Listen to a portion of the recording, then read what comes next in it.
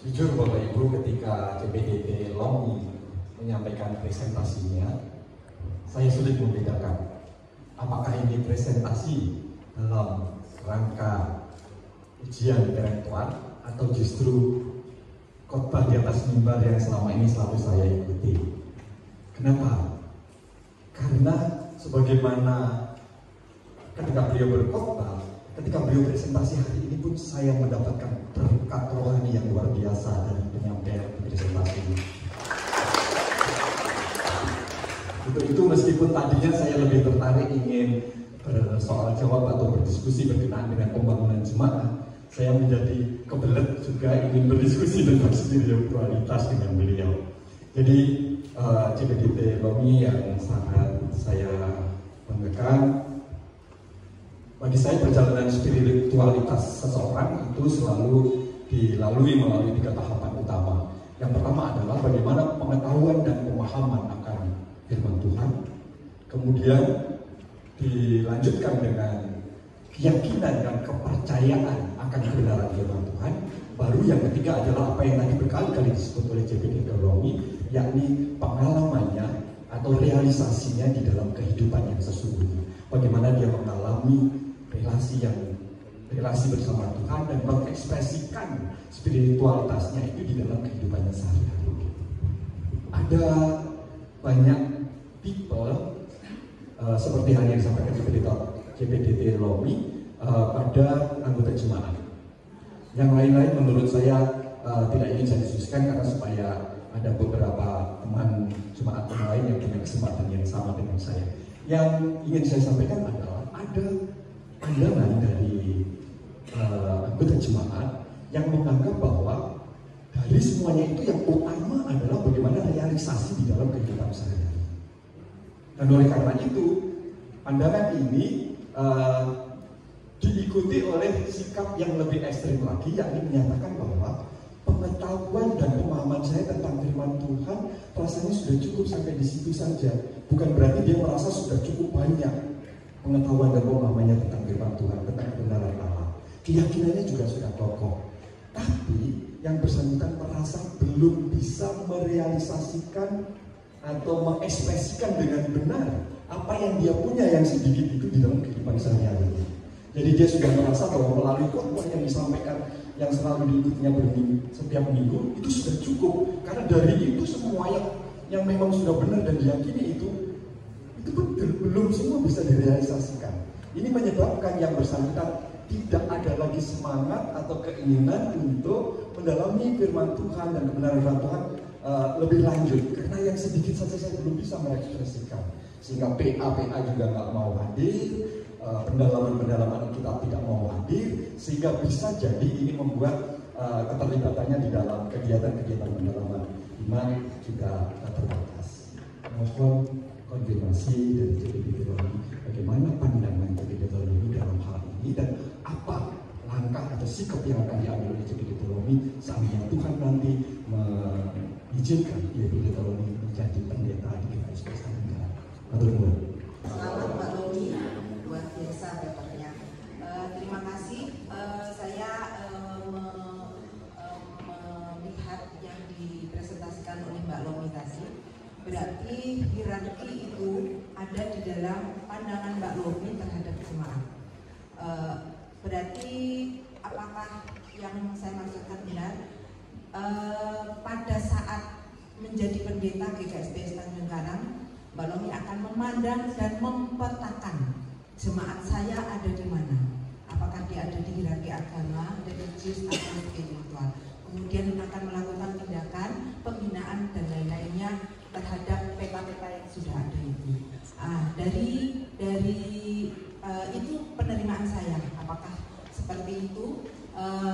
Dari hal itu saya ingin bertanya yang lebih spesifik lagi adalah bahwa yang disampaikan tadi adalah tentang hubungan spiritualitas dengan kepribadian. Yang saya ingin tanyakan lebih mendetail adalah bagaimana dengan mental. Jadi apakah status mental itu akan mempengaruhi dia berada di agama, religius ataupun di spiritual? Apakah orang mental illness bisa sampai spiritual? Apakah orang yang dengan mental tertentu dan sebagainya? Jadi saya ingin tahu pandangan Mbak Nomi karena itu menyangkut kondisi jemaat gitu. Jadi nanti diaplikasikan dalam memandang atau memetakan jemaat PKSBS itu seperti apa. Terima kasih. Itu ada penjelasannya di dalam PJ. Jadi nanti memang PJ itu bentuknya adalah suatu program yang dibangun dari partisipatif memang. Jadi saya melihat dulu keadaan jemaat, kita duduk bersama-sama, baru kita membuat program. Makanya tidak bisa ketika ada orang yang lebih suka berkunjung, terus kita hakimi dia kurang daripada orang yang lebih suka berdoa. Nanti kita juga kan ada hari doa, ada tim doa syafaat gereja. Kita duduk, kita bawa semua perkumpulan, kita doa. Nah, ketika ada orang yang tidak melibatkan diri di dalam doa itu tidak apa-apa, karena mungkin dia ada di tipe pemerhati. Makanya PJ akan fokus kepada orang, ini kelompok presentasi, kira-kira gitulah Pak. Jadi model program kegiatannya itu memang menjawab kebutuhan orang. Gitu. Nah, itu berkaitan dengan yang tadi disampaikan oleh Ibu Dr. Yuliana, terima kasih. Mungkin tadi ketika saya menyampaikan kepribadian, saya tidak menyatakan tentang mental, tapi kalau lihat di bab 1, misalnya kita dengar kemarin ada pendeta yang setiap hari memperkosa anak supir, dia punya banyak uang dan belum tahu siapa yang menang di pengadilan sekarang. Jadi kita yang ada hari ini, itu dibentuk oleh kita yang kemarin. Makanya di Duta Wacana kami itu, saya baru tahu ternyata dari seluruh mahasiswa teologi itu mungkin 9 dari 10 itu sudah pernah mengalami pelecehan seksual. Yang itu kalau tidak disadari dan tidak dikelola, kita jadi masalah itu nanti di jemaat gitu. Jadi ternyata itu, kepribadian itu dibentuk dari luka batin, dari retakan-retakan itu. Makanya dalam spiritual formation kalau di kampus kami, itu dikatakan bahwa Anda tuh piring-piring yang retak. Ada puing-puing yang Anda sembunyikan, rasa malu, nggak mau orang tahu. Nah, ketika di spiritual formation itu, puing-puing yang kita sembunyikan, rasa malu, hal-hal rahasia itu kita buka semua dan kita utuhkan kembali. Karena kadang gangguan mental kita terjadi karena ada hal yang kita sembunyikan. Kita punya tekanan dari luar, dan membuat orang lain senang, kita sembunyikan itu. Akhirnya kita menjadi bingung, aku ini siapa? Kalau tahu Carl Gustav Jung, pada akhir kehidupannya dia seperti orang yang mental illness, dan mental illness. Karena dia berpikir, saya sudah utuh gak ya jadi manusia? Kayaknya saya jauh dari Tuhan dan seterusnya.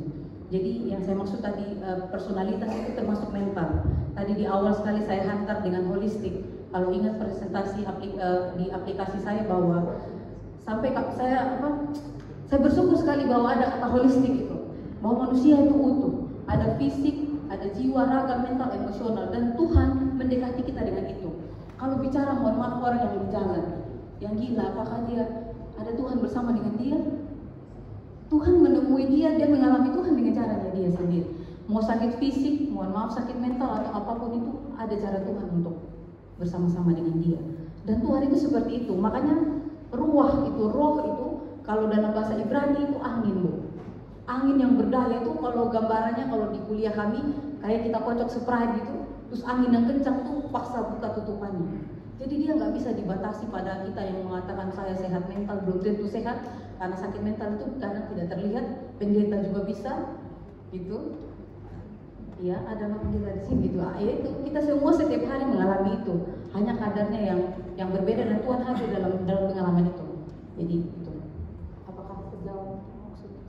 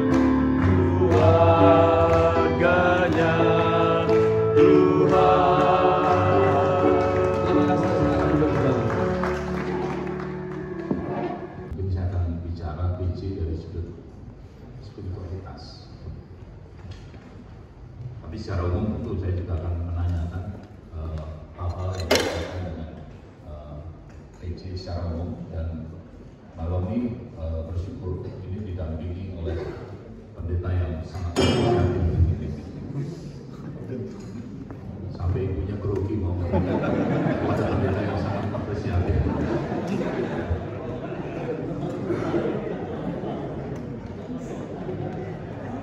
Ya, mungkin secara sederhana saya mau mengatakan bahwa mungkin bicara tentang AI itu para pendeta tidak asing. Sebagian kecil majelis mungkin ya, bukan saya menghakimi, juga sudah memahami. Tetapi jemaat secara umum, AI ini apa sebetulnya gitu kan? Memang menjadi pilihan GKSPS dalam rangka untuk mengembangkan PJ ini tadi. Maka bersyukur kalau Mbak Lomi didamping oleh ahlinya yang sangat apresiatif ini. Ahlinya ahli katanya. Ya, saya tertarik dengan judul. Alasan apa yang membuat Mbak Lomi memilih judul paradigma AI organisasi sebagai kapasitas tiada batas? Apa yang mendasari itu, Mbak Lomi? Terima kasih, Pak. Yang pertama, tadi paradigma AI itu mulai dari apa daya yang ada di sebuah komunitas, itu bicara kapasitas. Tapi yang kedua, AI bicara tentang partisipasi. Kalau model tradisional itu ada sekelompok orang yang berpikir untuk orang lain, pasti terbatas. Tapi kalau AI enggak, semuanya itu dalam partisipatif, terlibat untuk berpikir bersama. Jadi nggak akan ada batas. Mungkin kita akan menua, kita akan imitasi, tapi jemaat itu tiada batas. Yang sekolah minggu akan menjadi pemuda remaja, dan itu kapasitas yang terus berkembang dan hidup begitu. Sebenarnya saya terinspirasi juga dari Pak Pendeta Poncowati waktu kita bahas tentang usia pensiun 65. Kata beliau, gereja muda terus Pak, tapi kita menua. Iya ya, gereja itu kapasitas tidak ada batas. Kita akan menua tapi dia nggak akan pernah. Tapi diberdayakan nggak? Gitu. Makanya AI ini menolong kita berdayakan kapasitas yang nggak ada batas itu. Artinya bahwa selamanya ada di sana, tapi siapapun yang ada di dalam gereja itu pada saatnya juga akan mengalami saya mungkin akan mengalami seleksi awal gitu ya. Baik, Mbak Lomi menulis bahwa PJ itu identik dengan program pelayanan. Kalau kita bicara pelayanan, biasanya gereja itu langsung paham gitu kan. Dan sekarang bagaimana Mbak Lomi kenapa menulis PJ identik dengan istilah program pelayanan? Karena waktu pertama jadi CPDT di sini Pak, saya menemukan paradigma itu ketika beberapa kali ketemu beberapa jemaat atau anggota majelis, Lomi mau buat apa di sini programnya? Saya nggak bisa jawab karena memang masih perkenalan, dan saya pikir itu tadi bahwa memang partisipatif. Saya bisa aja membuat sesuatu yang saya pernah buat di Sumba. Saya akan bangun kebun di salah satu kelompok, lalu saya akan mendistribusikan. Tapi apakah itu kebutuhan Tanjung Karang? Karena ketika orang mengatakan PJ itu selalu dikaitkan dengan program. Makanya tadi Roy Jokto mengingatkan kita bukan hanya tentang masalah program. Nah ini nanti ini baru berkaitan sama paper kita di akhir nanti Pak, manajemen dan kepemimpinan, bahwa apa sih fokus gereja? Boleh nggak Pak di sini aja dulu Bapak? Ya fokus. Jadi sebenarnya gereja yang gagal fokus itu adalah gereja yang menghabiskan daya dan dananya untuk program dan sistem. Itu gereja yang gagal fokus. Gereja yang sedang benar dalam fokus adalah yang di pengeluarannya itu habis-habisan untuk orang.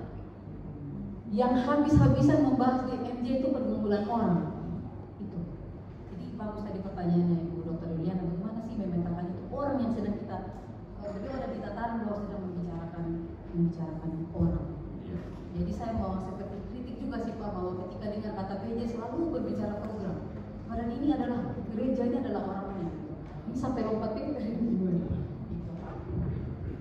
Baik, terima kasih. Artinya begini, memang ada program di dalam PJ dan itu sudah dibuat di babak belakang. Tapi maksud saya adalah bagaimana melihat tadi ada kegundahan Mbak Lomi ketika awal dalam proses menjadi CPDT itu ada pertanyaan program. Nah selama ini di KSPS itu kalau tidak ada program tidak jalan. Selalu membuat program. Apakah program yang sudah terjadi, yang sudah dibuat itu memberi dampak bagi perkembangan jemaat atau ya bagi pembangunan jemaat di sini. Nah, yang Mbak Romi lihat sampai hari ini ketika sudah sampai pada tahapan perempuan ini bagaimana? Melihat program yang ada di jemaat. Iya. Berkali-kali saya apresiasi Pak, karena nggak ada pendeta pun saya datang di jemaat yang kelihatannya sudah mapan gitu. Secara organisasi ya mungkin spiritualitas juga, makanya gereja masih bisa berdiri, sempurna pasti tidak gitu. Tetapi agaknya memang program-program yang selama ini dipilih mungkin sudah berorientasi pada orang, sehingga setiap program yang dilakukan itu bukan dadakan hanya untuk memakai uang yang sudah dialokasi, disiapkan gitu, tapi memang itu digumuli dan dilakukan. Walaupun sederhana perkunjungan, misalnya perkunjungan ke jemaat lain, tapi saya pikir mungkin itu bagian dari orientasi pada orang. Saya harus konsisten pada paradigma AI, maka saya akan melihat yang baik yang sudah dilakukan oleh jemaat.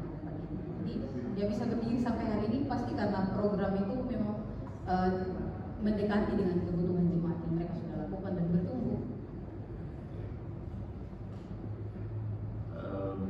Dari tulisan Mbak Romi, mungkin bisa dijelaskan apakah dengan apresiasi diri yang ada yang menjadi pilihan tulisan Mbak Romi ini, tadi dikatakan dengan metode yang lama itu kan PS gitu ya, problem solving.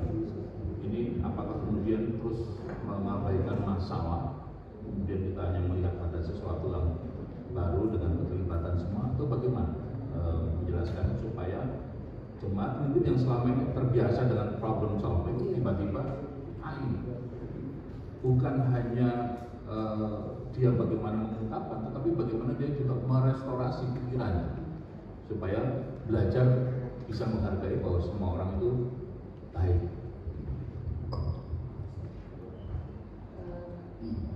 Saya senang baca waktu itu memang dalam bahasa Inggris, tapi banyak jemaat juga bisa membacanya nanti, mudah dipahami. Ternyata si John McKnight itu menemukan bahwa ketika dia datang ke satu komunitas dan menunjuk-nunjuk masalahnya, orang itu sudah langsung burn out dulu dan emosi Pak, langsung reaktif begitu, dan emangnya kamu paling benar. Jadi orang meresponnya dengan negatif ketika dimulai dari pemetaan masalah. Nah, akhirnya mereka mencoba dengan pendekatan yang lain. Mereka mencoba dengan melihat apa yang baik yang sudah ada. Nah, ketika melihat apa yang baik yang sudah ada itu, yang baik yang sudah ada itu didekati, dipakai sebagai pendekatan untuk memperbaiki yang belum baik itu. Gitu. Waktu di Caswell itu saya sempat ngobrol sama Pak Kurniawan, memang agaknya di jemaat ada bagian-bagian tertentu yang memang AI, yang dia sangat tersinggung. Anda baru datang di sini 2 tahun, tahu nggak kami Tanjung Karang ini sudah 60 sekian tahun. Ada memang yang bagian-bagian yang memang pendekatannya pakai AI. Gitu. Tapi ya mungkin ada bagian-bagian yang tetap bisa menggunakan SWOT, dan pasti ada. Gitu. Nah, inilah kekayaan di dalam metode pendekatan. Jadi nggak kaku. Ya, kalau kita kembali kepada AI, berarti kita harus berani terbuka dengan segala macam pendekatan yang ada. Tapi saya juga merasa ringan sih Pak, kalau kita mulai dengan sesuatu yang baik, kita juga tidak terbeban dengan berfokus pada masalah dan tinggal di tempat. Saya pikir itu hal baik dari kami.